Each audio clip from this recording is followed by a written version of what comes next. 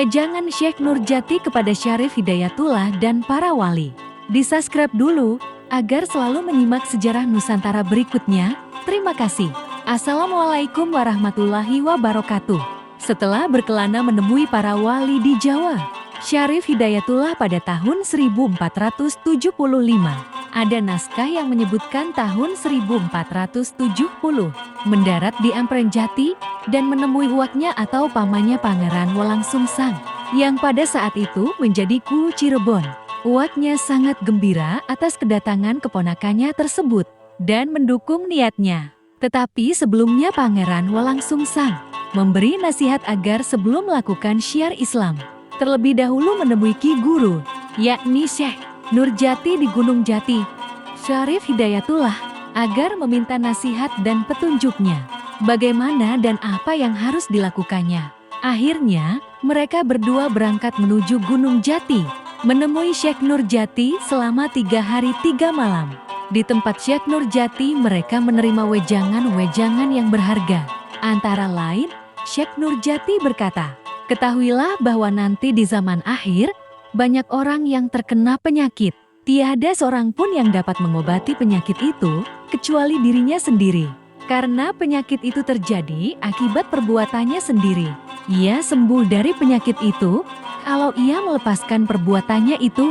Dan ketahuilah, bahwa nanti di akhir zaman, banyak orang yang kehilangan pangkat keturunannya, kehilangan harga diri, tidak mempunyai sifat malu.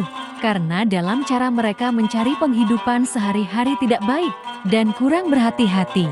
Oleh karena itu, sekarang engkau jangan tergesa-gesa mendatangi orang-orang yang beragama Buddha.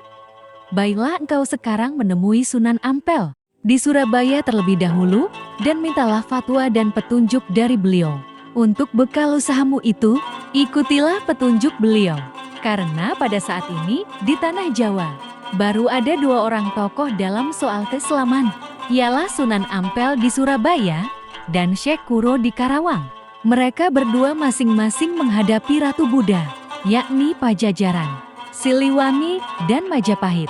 Maka sudah sepatutnya lah, sebelum engkau bertindak, datanglah kepada beliau terlebih dahulu. Begitulah adat kita orang Jawa, harus saling menghargai, menghormati antara golongan tua dan muda. Selain itu, dalam usahamu nanti, janganlah kamu meninggalkan 2 macam sembahyang sunnah, yaitu sunnah duha dan sunnah tahajud. Di samping itu, engkau tetap berpegang teguh pada 4 perkara, yakni syariat, hakikat, tarikoh, dan marifat. Demikian wejangan dari Syekh Nurjati kepada Syarif Hidayatullah. Syekh Nurjati adalah tokoh utama penyebar agama Islam yang pertama kali di Cirebon. Tokoh yang lain adalah Maulana Maghribi, Pangeran Makdum, Maulana Pangeran Panjunan, Maulana Pangeran Kejaksan, Maulana Syekh Bantah, Syekh Majagung, Maulana Syekh Lemah Abang, Mbahku Cirebon atau Pangeran Cakrabuana, dan Syarif Hidayatullah. Pada suatu ketika mereka berkumpul di Pasanggerahan Amprenjati, di bawah pimpinan Syekh Nurjati. Mereka semua murid-murid Syekh Nurjati. Dalam sidang tersebut Syekh Nurjati berfatwa kepada murid-muridnya, "Wahai murid-muridku, sesungguhnya masih ada suatu rencana yang sesegera mungkin kita laksanakan.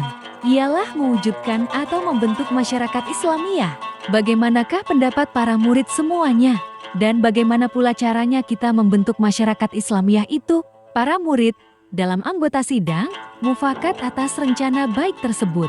Syarif Hidayatullah berpendapat bahwa untuk membentuk masyarakat Islam, sebaiknya diadakan usaha memperbanyak tablik di pelosok dengan cara yang baik dan teratur.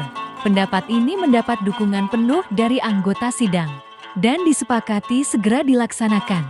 Sidang inilah yang menjadi dasar dibentuknya organisasi dakwah Dewan Wali Songo. Sebelum meninggal dunia, Syekh Nurjati berwasiat kepada anak bungsunya, Syekh Hafid, yaitu Anasira Ana Ingsun, yang artinya ada kamu ada saya. Maksudnya adalah Syekh Nurjati berpesan bahwa Syekh Hafid adalah pengganti Syekh Nurjati apabila berhalangan. Wasiat inilah yang memperkuat anggapan bahwa seolah-olah Syekh Datuk Hafid adalah orang yang sama dengan Syekh Datul Kahfi. Beberapa saat kemudian Syarif Hidayatullah menggantikan Syekh Datuk Kahfi atau Syekh Nurjati yang meninggal dunia oleh Sejarah Nusantara. Demikianlah Sejarah Nusantara kali ini. Dan nantikan Sejarah Nusantara berikutnya. Terima kasih. Wassalamualaikum warahmatullahi wabarakatuh.